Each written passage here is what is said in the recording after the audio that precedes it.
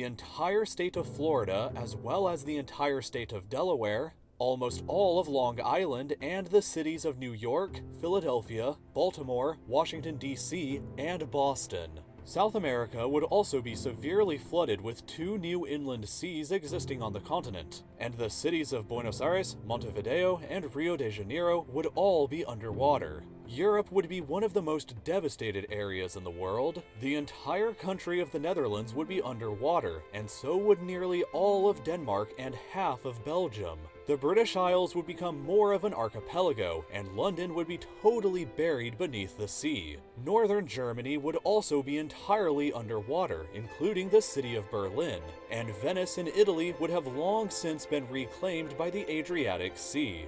Istanbul would also be underwater, the Crimean Peninsula would become the Crimean Island, and the Black and Caspian Seas would be connected with one another, which would mean that Kazakhstan, Uzbekistan, Turkmenistan, and Azerbaijan would no longer be landlocked countries. Africa would perhaps be the least severely affected continent, but Egypt would be severely damaged by having both Alexandria and Cairo going underwater.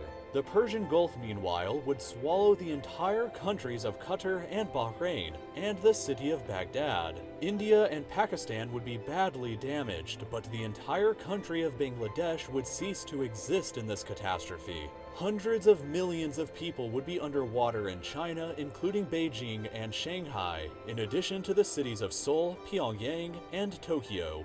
Australia would be home to a new inland sea, and finally Antarctica would become more of an archipelago. But unlike the Antarctica of today, this Antarctica would likely be habitable and easily colonizable by future humans.